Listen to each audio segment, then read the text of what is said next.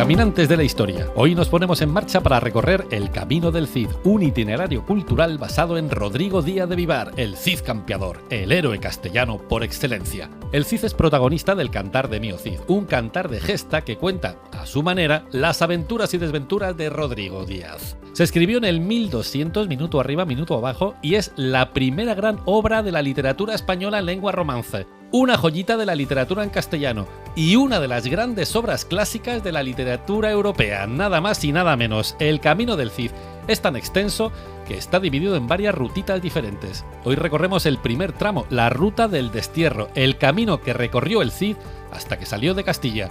Hoy se sube a la historia con nosotros Alberto Maeso, periodista y sobre todo amigo. Alberto, ¿preparado para empaparte del Cid? Sí, siempre. Que la leyenda empiece y que la leyenda continúe.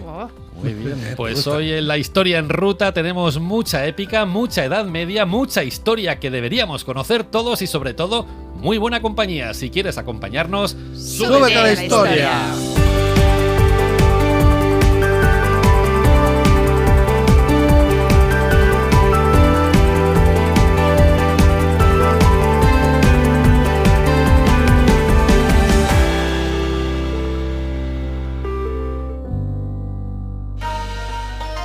Me llamo Alberto Luque y soy el director del consorcio Camino del Cid. ¿Qué es el Camino del Cid? Pues es realmente un gigantesco escenario vivo de más de 2000 kilómetros en el que cualquier viajero puede recrear esta aventura atravesando territorios increíbles, ¿no?, de fuerte vocación medieval. Desde el interior de Castilla hasta la costa de la Comunidad Valenciana, el Camino del Cid atraviesa una serie de territorios que en su momento eran territorios de frontera y que todavía conservan parte de esa huella medieval. En el camino vais a encontrar 8 patrimonios de la humanidad de origen medieval, 40 localidades declaradas conjunto histórico-artístico, más de 200 castillos y atalayas y unos 70 espacios naturales. Todo esto está muy bien, pero lo interesante es la historia que va enhebrando todos estos lugares y le va dando sentido. Y esa historia pues es la historia de un personaje literario muy potente como el Cid, un personaje que es injustamente desterrado y que se marcha a la aventura para recobrar su honra, y las diferentes fases del poema pues pueden ser recreadas a través de este itinerario que sigue las huellas del Cid, las históricas pero sobre todo las literarias, porque esta ruta está fundamentalmente basada en el Cantar de Mío Cid, que como bien sabéis es uno de los grandes poemas épicos de la literatura europea y en este caso, bueno, escrito a finales del siglo XII y que narra las aventuras del Cid desde que es desterrado hasta que muere en Valencia. Bueno, y para ello hemos preparado una serie de rutas que pueden recorrerse o bien en coche, en bicicleta y también andando. Todas las rutas están señalizadas y en nuestra página web, que es caminodelcid.org, vais a encontrar toda la información para el viaje. Así que nada, veniros con nosotros y subiros a la historia.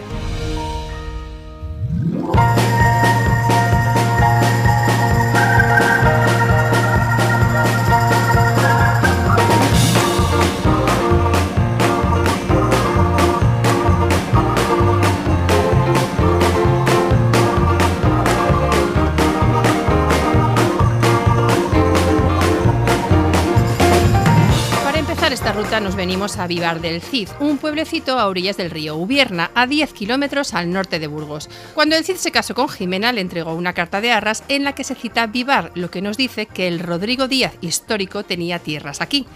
Además, el manuscrito del Cantar de Mío Cid, que hoy está en la Biblioteca Nacional, se guardó durante siglos aquí, en Vivar, en la biblioteca del monasterio de Nuestra Señora del Espino. ¡Qué bueno! Por estas razones, la villa de Vivar está declarada, chicos, sitio histórico. Dice la tradición que en tiempos de Fernando I de León nació aquí en Vivar Rodrigo Díaz, el Cid campeador. Por entonces Vivar era tierra de frontera, una región áspera y cruel en donde los tipos más duros veían una oportunidad para mejorar su vida. Uno de estos tipos duros era Diego Laínez, el padre del Cid. Era el segundo de una familia que, según la tradición, descendía de Laín Calvo, uno de los jueces legendarios de Castilla. Así que tuvo que dejar su vida entre algodones y se metió en el ejército del rey para cubrirse de gloria en el campo de batalla. Venció una y otra vez y lo hizo tan bien que el rey le dio permiso para comprarse unas tierras aquí en Vivar. Y aquí nació su hijo Rodrigo, el Cid campeador. Rodrigo pasó poco tiempo en Vivar. Se cree que su padre murió cuando él tenía 6 años, así que le criaron en la corte como paje del rey Sancho, el hijo mayor de Fernando I de León. Un buen día el rey vecino Ramiro I de Aragón le dio por conquistar la taifa de Zaragoza. Sancho se plantó allí con sus tropas. En aquel ejército iba el Cid, al que acababa de nombrar caballero. Tenía 14 o 15 añitos y aquel fue su bautizo de fuego. Para conocer esta historia nos vamos a Graus.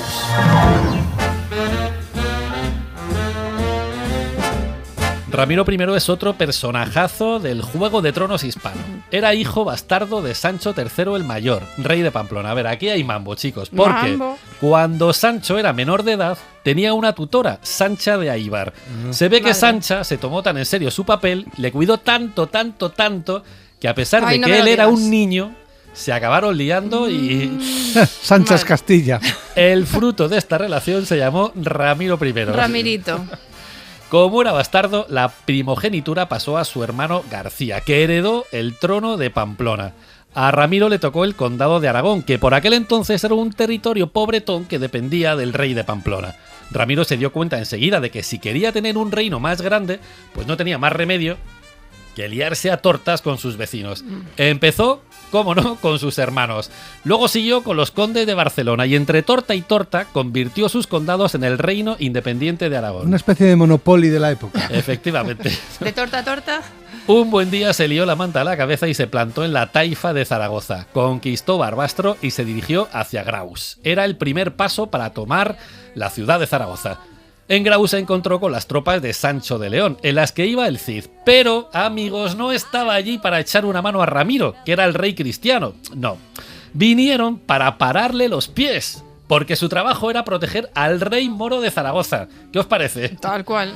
Tal cual. Ese era su trabajo, porque la taifa de Zaragoza pagaba las parias al reino de León. Y las parias eran un impuesto revolucionario que se liquidaba a cambio de protección. O sea, una cosa muy medieval, muy loca y muy mafias. Si pagas, te protejo. Así es como funcionaban las cosas en plena Reconquista. O sea, esto que nos han contado... Pero nos ha perdido del todo. Bueno, Sancho de León y el Cid protegieron también al rey moro Al-Mutamid, que se vieron las caras con Ramiro I. Aquí, frente al castillo de Graus, que estaba sitiado por las tropas de Ramiro. Así las cosas, de madrugada Ramiro se entrevistó en su tienda con un tal Sadaro, un tipo que se presentó diciendo que sabía cómo tomar la ciudad. Yo sé cómo tomar la ciudad. Bueno, pues eso. Y en mitad de la reunión, Sadaro, que tiene un nombre... Sadaro, sí, es que me lío con los nombres. Bueno, Sadaro sacó una lanza y ¡zas! Se la clavó a Ramiro en toda la cara. Ay, por Dios. Y le dejó totalmente muerto, matado. El tal Sadaro era un espía moro que se había disfrazado de cristiano para cargarse a Ramiro y se salió con la suya. Bueno, pues ¿por qué contamos esta batallita? Porque nos viene muy bien para entender la época del Cid. Ya estáis viendo que lo de la Reconquista, eso de la cristiandad unida para echar a los moros, pues es muy épico y tal, pero es mentira. ¿Mentira? Lo siento mucho, pero es mentira. Las alianzas entonces se firmaban por intereses estratégicos o por intereses económicos. La religión no tenía nada que ver. Cristianos y musulmanes se aliaron o se declararon la guerra según les convenía. Mira tú. Y este es el ambiente de frontera en el que se crió nuestro buen Rodrigo. Para conocer mejor la época del Cid volvemos a Vivar, porque tenemos que hablar de los motivos que le llevaron al destierro.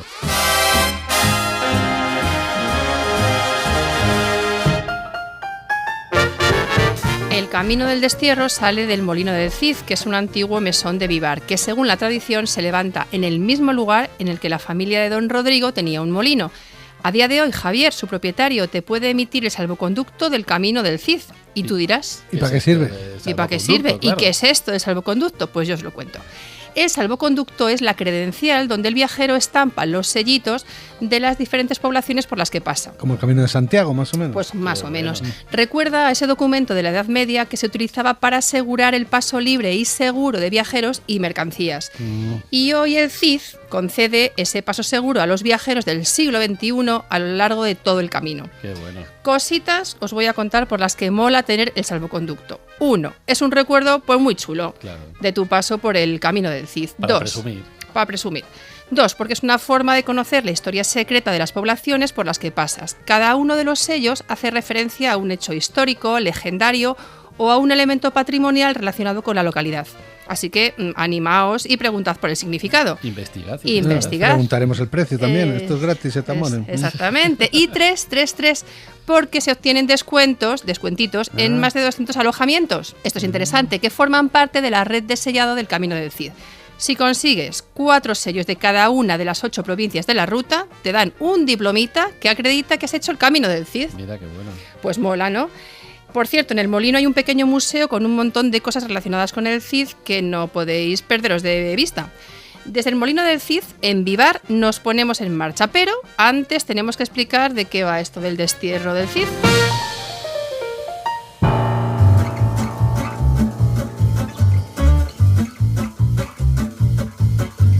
La cosa del destierro se remonta a los follones que se liaron cuando a Fernando I le dio por morirse y repartir el reino de León entre sus 5 hijos. A Sancho, el mayor, el jefe del Cid, le tocó el condado de Castilla, convertido por arte de Birli-Birloque en un nuevo reino. A Alfonso, el ojito derecho de papá, le tocó el reino de León, que era el más golosón de todos. Luego se sacó de la manga el reino de Galicia para que García pues tuviera también algo que heredar. Y a las niñas les dejó 2 ciudades. A Elvira, la ciudad de Toro, y a Urraca, la ciudad de Zamora. Qué repartidito todo. Sí, todo muy bien. No está mal repartido. Zamora, ¿eh? No está nada mal. Bueno, a Sancho no le moló nada este reparto. Como era el mayor, pensaba que iba a ser el único heredero. ¡A mí montangao!, dijo. Y se enzarzó en una guerra civil contra sus hermanos que duró 7 años. Mal asunto. Esto del Monopoly que decíamos antes, ¿no? Sancho puso al Cid al frente de su ejército. Primero se fue a por García, el gallego, y le derrotó, así que se quedó con Galicia. Luego venció a Alfonso y también se quedó con León. Y para rematar la faena, Sancho se fue a por Urraca, que estaba en Zamora. ¿En qué momento? Porque allí le traicionaron, le dieron matarile y le sacaron un romance famosísimo. Rey don Sancho, no digas que no te aviso, que de dentro de Zamora un alevoso ha salido, se llama Bellido Dolfos, hijo de Dolfos Bellido. Ha hecho ya 4 traiciones y con esta serán 5. Avisado quedas. A falta de otro rey mejor, Alfonso pues se quedó de rebote con todos los territorios de su hermano Sancho, y así se convirtió en Alfonso VI, todo un personajazo. A pesar de lo que se dice en el cantar, Alfonso y el Cid se llevaban estupendamente, tanto que Rodrigo mantuvo sus privilegios y siguió siendo un personaje importante en la corte. Alfonso, que era un celestino, llegó a casar al Cid con una de sus sobrinas, con doña Jimena. Y como había confianza, pues Alfonso le mandó a Sevilla a cobrar las parias. Entonces llegó el escándalo. Algún mamón movió unos hilos para cabrear al rey y dejó caer el bulo de que el Cid había metido la mano en la caja y se había quedado con parte de las parias de Sevilla. En la caja. Eso fue lo que dijeron. Y el rey encima va y se lo cree. Pero bueno, un rey corrupto no es posible. Esto no, Bueno, no era estaban el rey, equivocadísimos. claro. Así que el rey se creyó que el Cid había metido en la caja y ¡hala!, le mandó al exilio. Luego habrá otro segundo exilio histórico. Lo que pasa es que el cantar de Mío Cid hace una especie de mix entre estos 2 destierros y los cuenta como si hubiera sido solo uno. Dice el cantar que el Cid, Con lágrimas en los ojos y perseguido por un puñado de leales, salió de aquí, de Vivar, camino del destierro. y su primera parada fue Burgos, así que nos vamos para allá.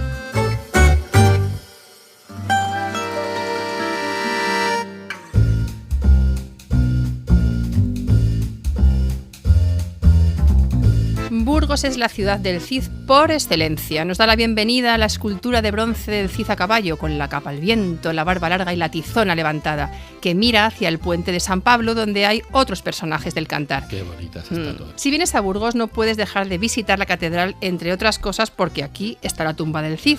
Y el papamosca. Está bien. Exactamente. Y luego está la Casa del Cordón también, donde los reyes católicos recibieron a Colón cuando volvía de su segundo viaje, donde murió Felipe el Hermoso y donde la leyenda hizo enloquecer a la pobre Juana la Loca. Bueno, de esto Tampoco, ya hablaremos algún día, a ver Claro. si Juana estaba tan loca como dicen o no. Exactamente. Yo soy muy friki fan del monasterio de las Huelgas, donde se guardan un montón de joyitas, como el pendón de la batalla de las Navas de Tolosa, importantísimo, o la tumba de Alfonso VIII y Leonor Plantagenet. Joder, es que maravillosa, sí señor. Maravillosa. Muy bien traído. También hay una imagen articulada del apóstol Santiago, muy curiosa. Cuando los reyes de Castilla querían armarse caballeros, lo hacían delante de esta imagen, que dejaba caer su espada ¡buah!, sobre los hombros de los reyes. Ah, qué bueno. Podían hacerles daño, pero no.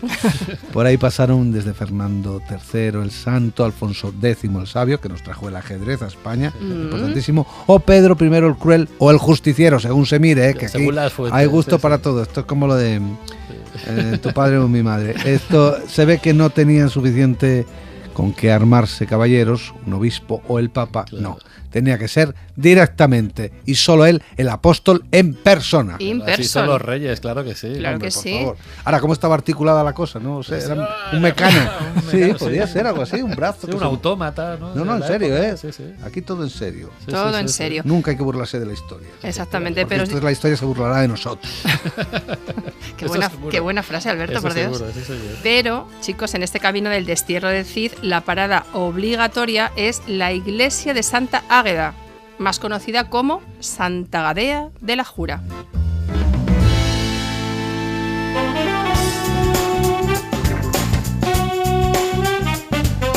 Uno de los momentos más épicos de la leyenda del Cid es el de la Jura de Santa Gadea. El episodio no aparece en el cantar, sino en el romance de la Jura de Santa Gadea, ese que empieza diciendo, En Santa Gadea de Burgos no juran los fijos talgo. famosísimo. Bueno, en mitad de una guerra civil castellana, a Sancho II le han dado matarile en Zamora, como acabamos de ver. Bueno, pues todo el mundo está convencido de que detrás del crimen está su hermano Alfonso VI, que es el que se ha quedado con todo los reinos de Sancho. Hombre. Claro, ¿quién es el más beneficiado? Pues es el Exactamente. sospechoso. Oye, ¿y Urraca todo esto no estaba también en Zamora? Claro, Urraca es la que estaba en Zamora, ¿Y que qué ha es por sido la de ella? que iba. No, pues no pinta nada en la historia de Cid. Nada, pinta directamente. Alfonso VI. Pobrecita. Sancho, ¿no?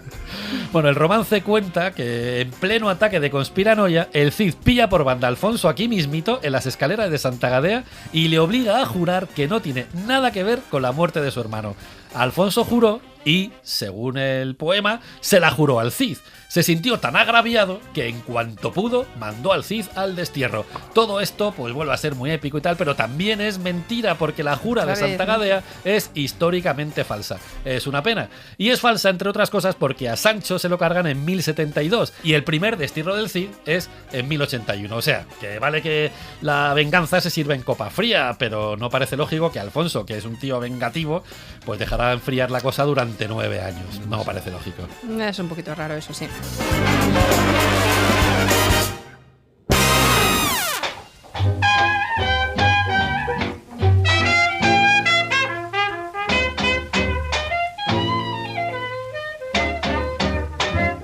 A las afueras de Burgos, en el municipio de Castrillo del Val, nos encontramos con el monasterio de San Pedro de Cardeña, monumento histórico-artístico desde antes de la guerra. Muy bonito. El Cid pasó por aquí para dejar a las mujeres de la familia a salvo del rey. Esta historia nos la recuerdan unas plaquitas que hay en los jardines de la iglesia, con los textos del cantar que hablan de la estancia de doña Jimena en el monasterio. Dicen las crónicas que desde la torre que hay adosada a la iglesia, Jimena contempló llorando cómo se marchaba su esposo, el Cid, camino del destierro. Qué épico, sí señor, qué dramático. ¿No? Y no se dijeron nada, la despedida, adiós. Algo del churri, lleva cuidado, le diría. Sí. Abróchate el cinturón. No hagas tonterías, no bebas si conduces. Las cositas.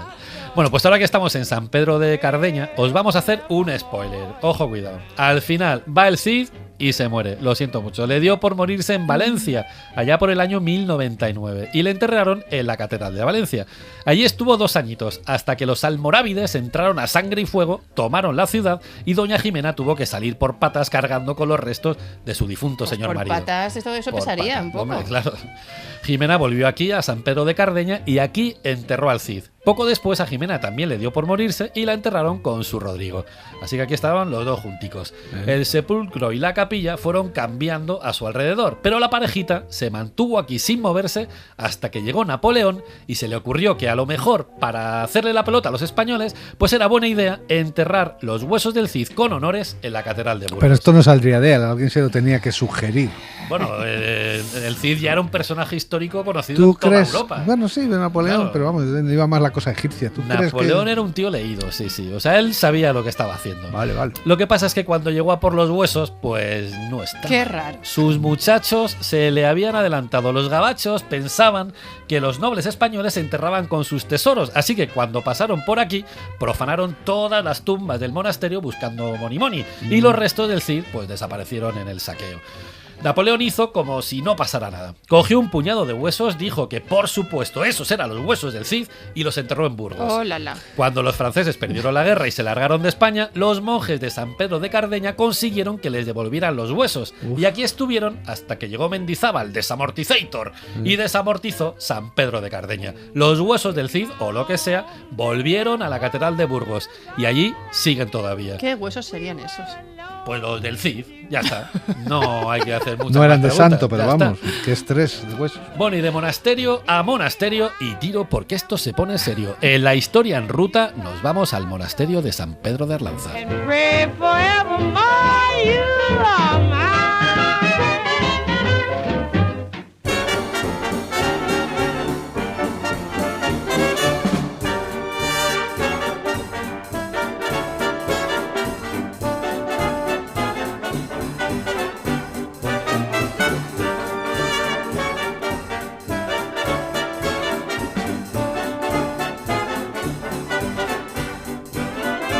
A orillas del río Arlanza está lo que queda del monasterio benedictino de San Pedro de Arlanza, cuna de Castilla.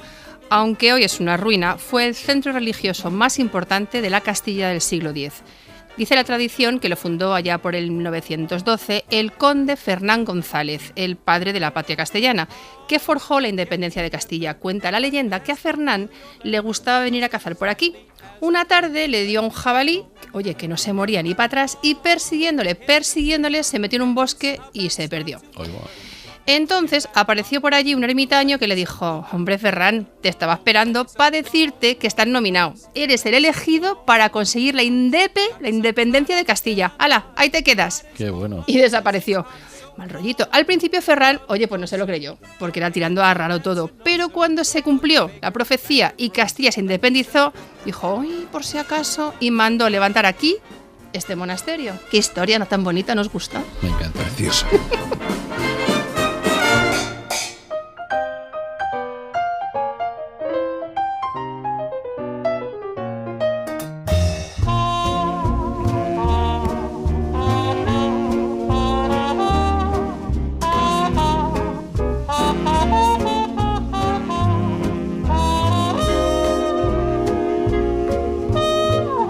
Fernán González ha pasado a la historia por ser el tipo que logró que el condado de Castilla se independizara del Reino de León. Lo que pasa es que más allá de la leyenda todavía no ha aparecido ni un solo documento histórico que confirme que Castilla era independiente en tiempos de Fernán González. Esto es un batacazo detrás de otro.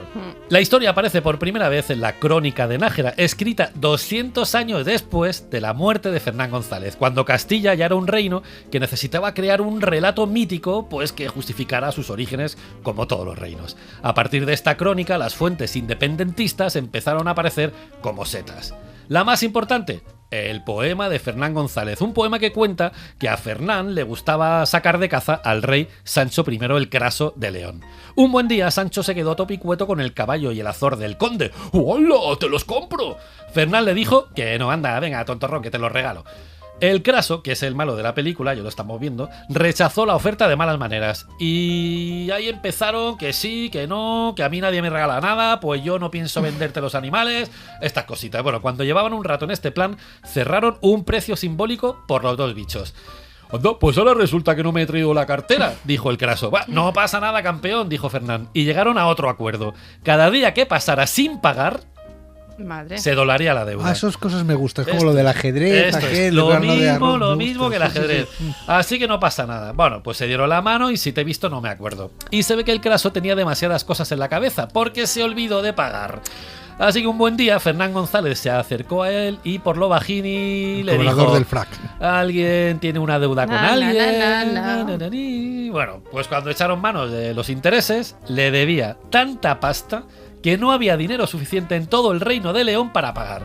Así que el rey le dijo: anda, no te preocupes, quédate con el condado de Castilla y estamos en paz. Es decir, que según la leyenda, el rey de León fue quien concedió la independencia a Castilla. La historieta mola y tal, pero, una vez más, es mentira. Es un cortapega de una antigua crónica goda reciclada para la ocasión. Y como apuntaba Alberto, pues también tiene mucho que ver con esta leyenda de la creación del ajedrez, que si no conocéis, pues ya estáis tardando en ir a cualquier fuente tipo internet y documentar. Pero ¿cómo es eso de que no dejes que la verdad estropee? Una buena historia. Si no es vero, ben trovato. Si no es verdad, que esté bien contado. Pues de eso se trata. Y sobre todo que todos los reinos y todos los poderes necesitan, pues eso, pues leyendas que justifiquen que están ahí porque están ahí, ¿no? Pero bueno, entonces todo esto vale, ya sabemos que es mentira, pero entonces ¿qué sabemos de verdad de Fernán González y de los indepes de Castilla?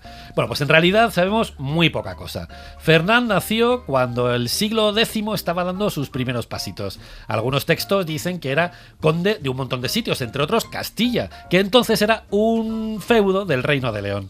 Sabemos que Fernán González era vasallo de Ramiro II de León y que luchó siempre a su lado hasta que un buen día acabó en Chirona por orden del rey. No se sabe por qué. Hay quien dice que Ramiro II empezó a tener celos porque Fernán González estaba cogiendo mucho peso y se lo quitó de en medio. Eso es humano. Claro. También hay quien dice que lo metió en la cárcel porque Fernán estaba conspirando para quedarse con el trono de León. También puede ser. Que también es humano y también es posible. Bueno, quién sabe. También sabemos que durante el encierro o cuando le liberaron, pues consiguió casar a una hija suya con el príncipe Ordoño, hijo de Ramiro. De esta manera, el rey Ramiro se aseguraba la lealtad de Fernán y Fernán emparentaba con la familia real. Vamos. Sus nietos podrían llegar a ser reyes. Que es una cosita interesante, claro. Que a los dos les venía muy bien el acuerdo. Bueno, poco más sabemos de verdad de la buena de Fernán González. Casi todo lo demás forma parte de la leyenda. Pero sí que sabemos que vivió en un lugar al que nos vamos a ir ahora mismo. Nos vamos hasta Covarrubias.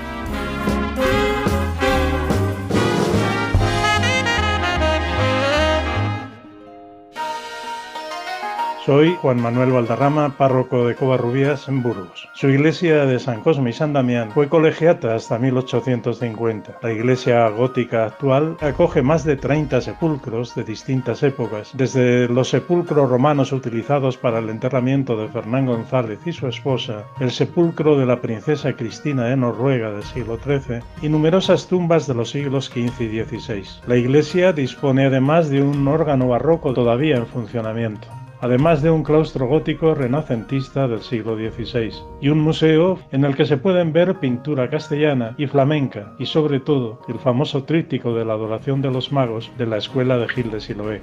Súbete a la historia.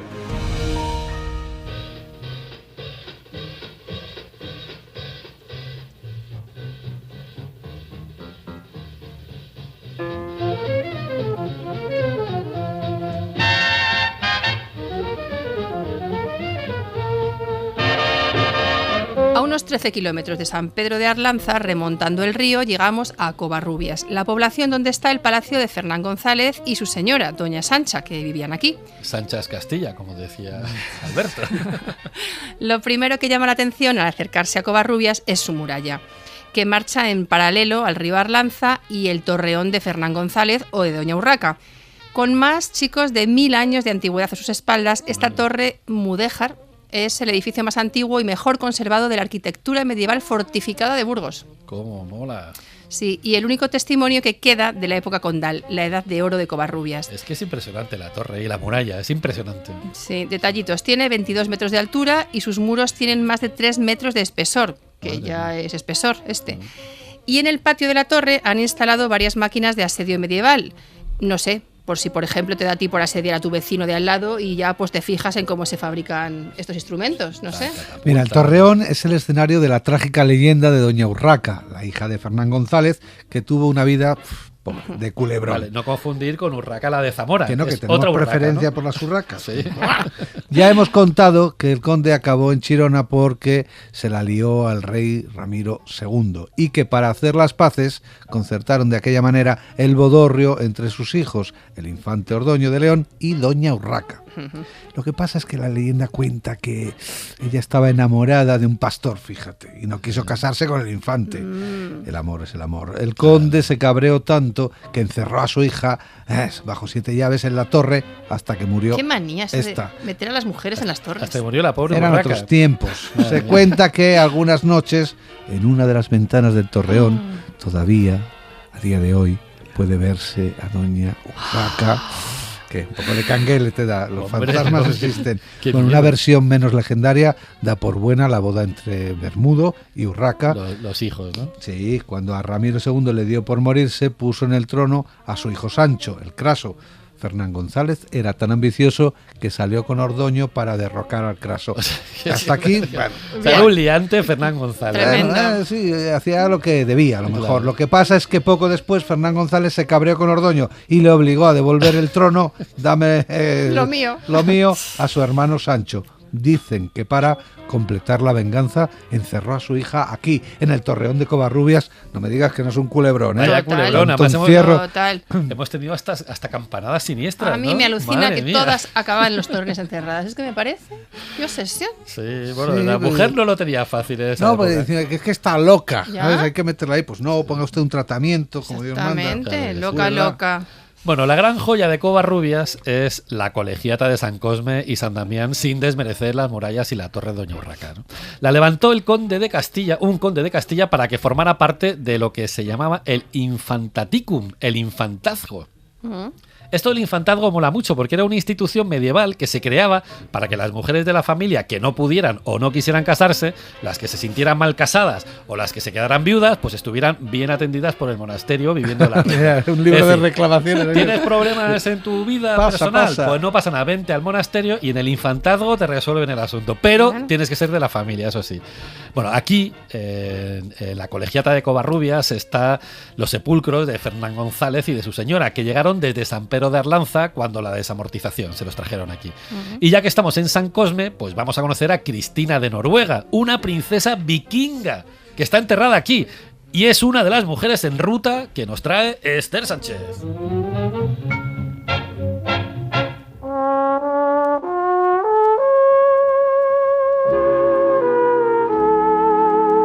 Bueno, os cuento. Alfonso X el Sabio quería a toda costa la corona del Sacro Imperio Germánico, un asunto peliagudo y carísimo, para el que necesitaba aliados. Esto demuestra que Alfonso X el Sabio no era tan sabio como dicen.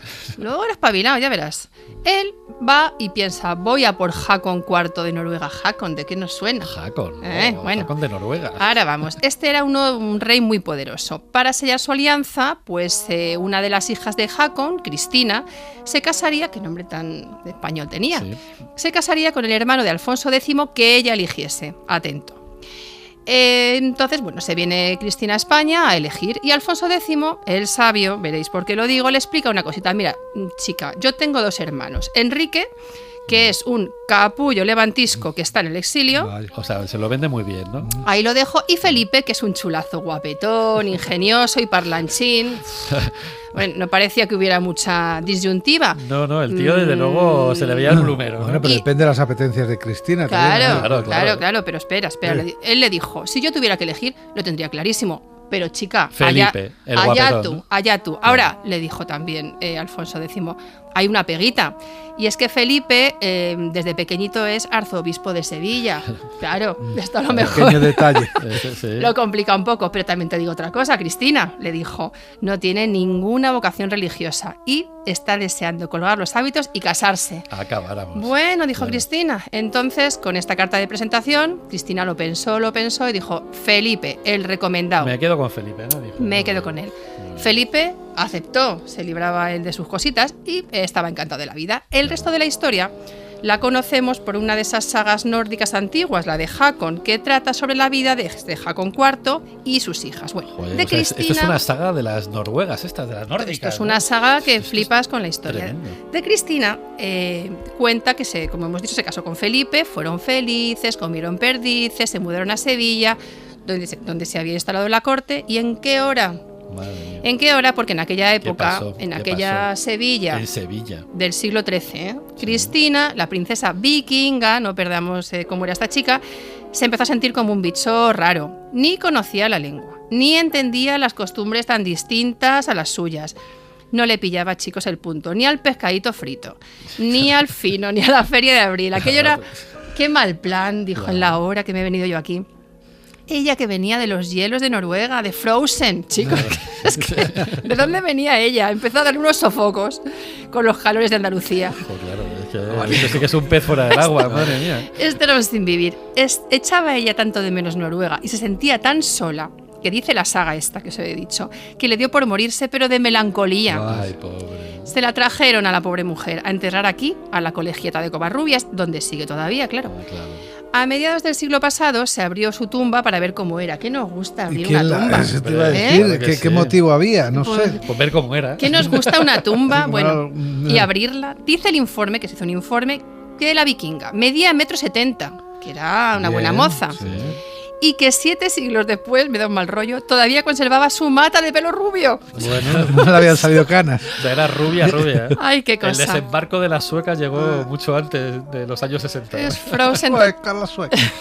Dicen que si quieres encontrar pareja, tienes que plantarte delante de ella, pero así cerradita, que no se la ve la mata rubia.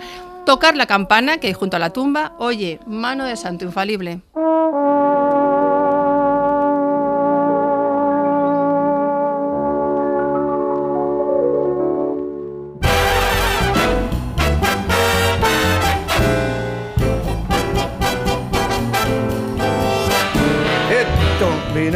En la historia en ruta nos hemos desviado hasta Coruña del Conde, pues porque se ha empeñado Alberto Maeso, que quiere presentarnos a Diego Marín, el hombre pájaro. A ver, Alberto, ¿este señor quién es? A ver, todo tiene un sentido. Escucha bien, Diego Marín es un pastor de aquí, de Coruña del Conde, que se pasa las mañanas embobadito mirando los buitres y las águilas que surcan por los cielos. Un buen día piensa que a lo mejor es una buena idea cazar unos pájaros, estudiarlos y hacerse unas alas con plumas como las suyas. Súper buena idea, vamos. Convence al herrero del pueblo, solo Dios sabe cómo, para que le monte una estructura que le permita hacerse unas alas articuladas a las que coloca una por una muchas plumas. Una por una. Qué paciencia, Sí. santa paciencia. Bueno, había tiempo y había ganas. Sí. Después de 5 años de trabajo, fíjate el tiempo, 5 años poniendo plumas. una hora. concretamente el 15 de mayo de 1793, se sube a la torre más alta del castillo de su pueblo, con las alas a cuestas, y se tira, diciendo, ¡hala, que me voy para Burgo de Osma! Y así eso, vuelvo dentro de unos días. No tarda tanto en volver. Después de volar 300 metros, la estructura se avería y realiza el primer aterrizaje forzoso de la historia. Pues ya, pero ha volado 300 metros. Que no es poco. 1793, madre Que, mía. oye, Diego no se da por vencido, se sacude el polvo, recoge las alas y se vuelve a su casa dispuesto a mejorar su invento. A la entrada del pueblo le espera un comité de bienvenida encabezado por el cura párroco, Que no puede faltar. que está la figura fundamental, lejos de darle la enhorabuena por ser el primer ser humano documentado que ha conseguido volar, pues al revés, le cogen la máquina y se la queman, Otro clásico. porque era una cosa diabólica, Hombre. Diabólica. del maligno y todo esto que hay aquí. A saber, el pobre Diego es una víctima como otra cualquiera de la psicosis revolucionaria, es decir, todo lo novedoso No sé. era peligroso. Claro, y completamente. encima estamos hablando de pues que han pasado 4 años después de la Revolución Francesa, 5 años. Entonces ahí, ¿qué nos traen? Ah, bueno, dice. Sí. El pobre Diego se queda ahí, todo depres, y le da por morirse a los 44 años, sin ganas ya de volver a inventar Me nada. extraña. Pobre. Claro, al menos el Ejército del Aire le ha puesto un monumento en Coruña del Conde y puede verse una maqueta de su invento en el Museo del Aire. Algo es algo. Pues sí.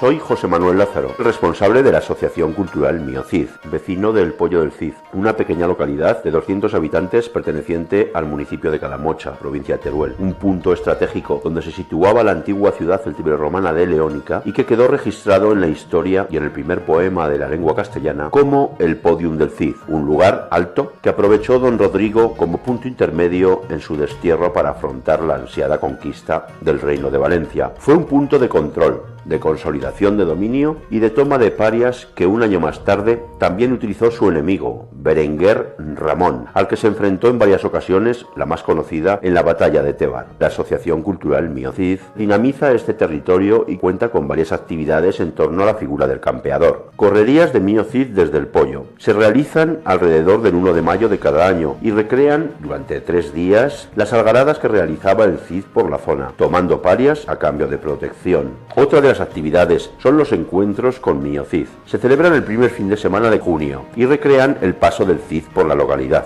En ellas se instala un campamento en plena naturaleza, se realizan desfiles, teatro y multitud de actos que terminan al atardecer con la imagen más esperada y espectacular: la aparición de las tropas de don Rodrigo perfiladas en el horizonte de este Podium del Cid. Desde el Pollo del Cid, súbete a la historia.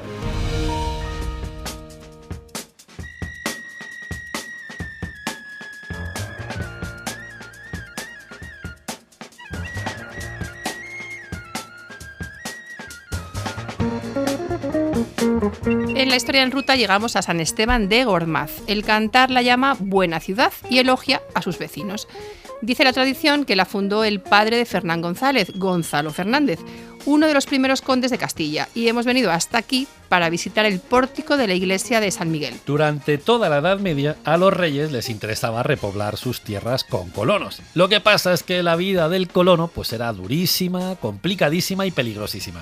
Así que para compensarles, los reyes no tuvieron más remedio que conceder fueros a cascoporro. ¿Y qué eran los fueros? Bueno, pues eran unas leyes especiales que ofrecían un montón de libertades y de garantías jurídicas a los colonos que se instalaran en las tierras de frontera entre la hispana cristiana y al andaluz. Bueno, no solo ocurría aquí, pero esto es lo que nos interesa.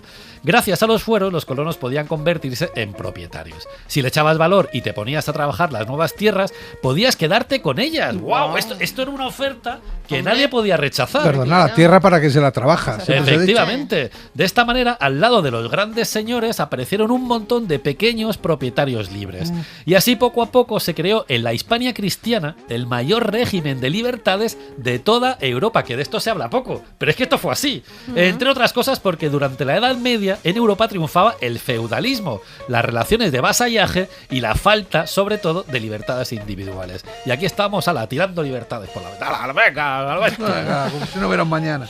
Como los colonos tenían sus propias leyes, pues se tenían que reunir para tomar decisiones, para debatir asuntos de interés o para aplicar la justicia. Esto lo hacían los colonos. Y estas reuniones se llamaron concejos. Y por eso los señores que trabajan al lado de los alcaldes se siguen llamando concejales. Mira tú. Que todo está atado. Bueno, el caso es que para poder reunirse, pues lógicamente necesitaban un lugar. Y a los habitantes de San Esteban de Gormaz, los de aquí, se les ocurrió reunirse a las puertas de la iglesia de San Miguel y para evitar mojarse cuando llovía, le pusieron un techo a finales del siglo XI. Así nació el llamado románico porticado, un invento castellano que es el mejor ejemplo del espíritu de libertad de la Castilla medieval, nada más y nada menos. Así que cuando viajéis por España y veáis una iglesia porticada, pensad que allí, durante la Edad Media, se practicó algo muy parecido a la democracia. Y todo empezó aquí, en el pórtico de la iglesia de San Miguel de San Esteban de Gormaz.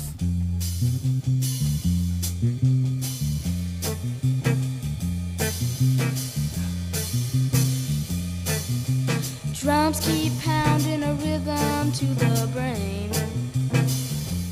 La-di-da-di-dee, la-di-da-di-da. La historia mola todo, ¿eh? Burgo de Osma es una villa amurallada. Tiene catedral gótica y todo. Tiene el Hospital de San Agustín, que cierra la Plaza Mayor, que es una maravilla, oye. Y tiene la sede de la Universidad de Santa Catalina, que no sé si sabéis, chicos, que hoy es un hotel, no sé si habéis estado, el Castilla Termal Burgo de Osma, todo esto, que tiene una pintaza. Suena muy bien, ¿eh? Sí, y os cuento que es la primera hostería real de 4 estrellas que hay en Castilla y León. Bueno, pues a ver si nos invitan.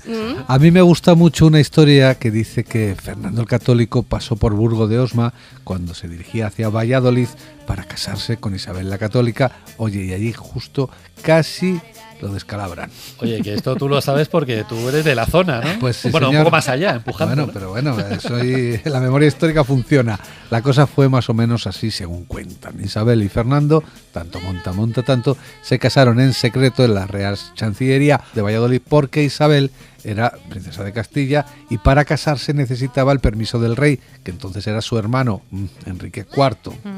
Esto ha pasado toda la vida con todas las princesas del mundo. Pero ella es especial. De Isabel, va un poco a su bola, ¿no? Palabras mayores. Claro. Bueno, pues para casarse en secreto, Fernando tenía que salir de Estrangis de Aragón porque el viaje podía poner su vida en peligro, así que era riesgoso. Mucho. Así que había que tomar medidas especiales de seguridad. Y el gran plan, pensado, fue sencillamente disfrazarle de mozo de mulas y disfrazar también a sus 6 escoltas, los mercaderes, de mercaderes. Hicieron el camino de noche, con mucha discreción, alejándose de las plazas fuertes de sus enemigos y para descansar, que era un palizón, ¿eh? Entonces, pues en los mesones del camino. Ahí dicen, paraban, ¿no? Ahí se paraban y dicen que Fernando se tomaba tan en serio su papel que él mismo servía la cena a sus acompañantes. Vaya. Pues no me desencaja. No, ¿sabes? no, Stanislavski puro. O sea, el tío para meterse en el papel, pues se daba. Oye, se el entregaba príncipe de lleno. Maquiavelo se basó en él, ¿no? Pues por algo sería. Por algo sería. Al llegar aquí, a Burgo de Osma, era de noche y las puertas estaban cerradas. Llamaron a la puerta de la ciudad, ¡ah, del castillo! Y como respuesta, los soldados que vigilaban la entrada le recibieron con un aluvión de piedras. Hombre, no son maneras, pero en fin, uno de los proyectiles casi descalabra al príncipe.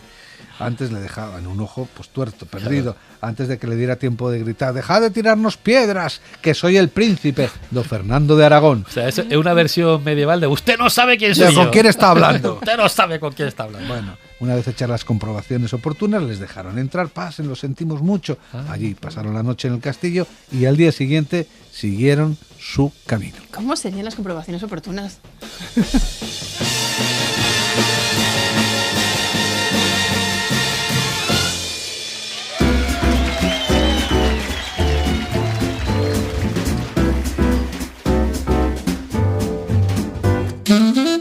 En la historia en ruta llegamos al castillo califal de Gormaz. Es una de las fortalezas más importantes de la Edad Media y fue la más grande de Europa, con 1.200 metros de una muralla de más de 10 metros de altura y 28 torres. Madre mía. El sitio que ocupa es, bueno, no tiene nombre, es espectacular. Está en medio del páramo soriano, en la orilla derecha del Duero, a lo alto de un risco, dominando casi 50 kilómetros alrededor. Bueno, un espectáculo. Espectacular. El castillo de Gormaz está en la zona más fácil para cruzar el Duero. Lo levantó el califa Al-Hakem II sobre otra fortaleza anterior para reforzar la frontera y mantener a raya a los leoneses. Cuando los tiempos del esplendor de Al-Ándalus, pues una vez al año, en primavera, cuando los caminos estaban secos, el califa sacaba sus tropas de Córdoba y las enviaba a Gormaz para lanzar desde aquí sus famosas aceifas, las expediciones de castigo contra los cristianos. Eran temibles. Luego, pues el castillo, la fortaleza, cambió varias veces de manos hasta que cayó definitivamente del lado cristiano en tiempo de Alfonso VI, que puso de alcaide al Cid. Así que don Rodrigo pasó mucho tiempo por aquí.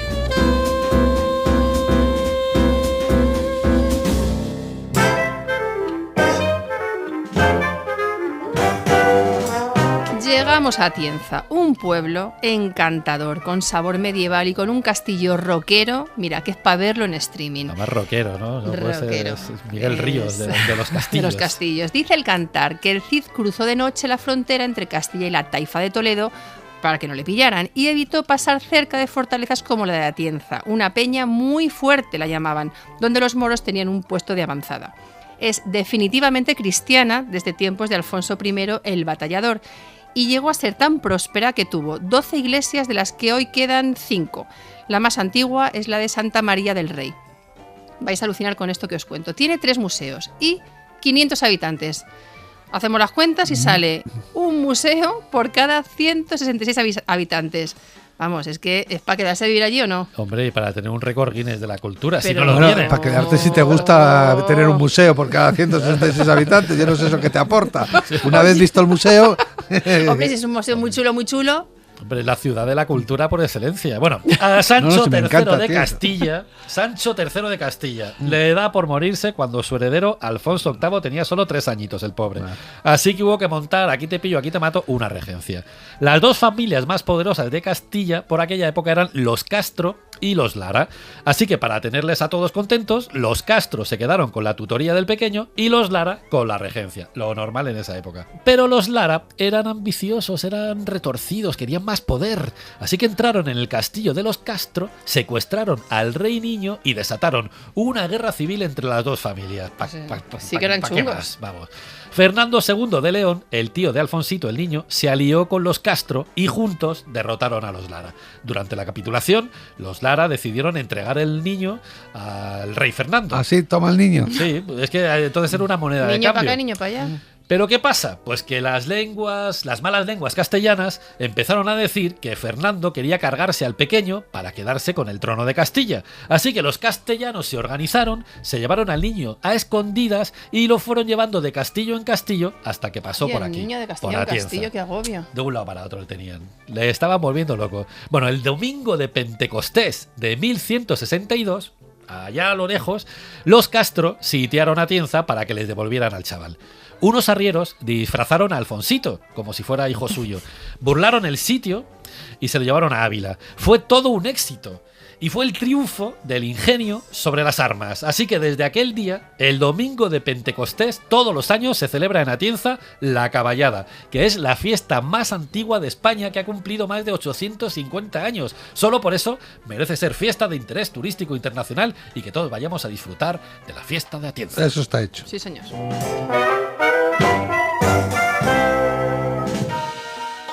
La siguiente parada es Medinaceli, la puerta del cielo de los andalusíes, una de las localidades, dicen, más bonitas de España. Otra ciudad plantada sobre un cerro, a orillas del río Arbujuelo, donde una noche acampó el Cid. Por lo que se ve, aquí vivió mucho tiempo el autor anónimo del Cantar, el tipo este que escribió las hazañas de nuestro famoso mercenario. Lucía Redondo, informadora turística de la Diputación de Soria. Según Menéndez Pidal, los dos juglares que cantaron el mío Cid eran de las tierras de Soria. El primero, posiblemente, era coetáneo del Cid, de San Esteban de Gormaz. El segundo de las tierras de Medinaceli. Medinaceli es el camino de paso para el de Vivar y sus fieles cuando salen de Castilla. La frontera entre cristianos y musulmanes está en estas tierras. Seguro que el Cid recorrió la vía de Medinaceli, la calzada romana que unía a César Augusta con Emérita Augusta pasando por Toletún, y divisó desde el valle el arco romano del siglo I. Por cierto, es el único de la península de triple arcada, y vuelve a ser el camino natural que seguirán Jimena, Elvira y Sol para encontrarse con el Cid ya conquistada Valencia. A la mañana siguiente se ponen a andar y en la llamada Medina se iban a albergar, y de Medina a Molina en otro día van. Son doña Jimena y sus hijas, que pasan la noche en Medinaceli acompañadas de sus damas y Álvar Fáñez. Desde Medinaceli, tierra de frontera, a su escolta castellana se suman 100 caballeros del señor de Molina. Van a Valencia a reunirse con el campeador. Si nos visitara en estos tiempos, podría disfrutar de los mosaicos romanos del siglo II y las leyendas de Almanzor, cuyos restos descansan en Medinaceli. Ahora disfrutaría de las noches musicales y de la buena gastronomía. Súbete a la historia.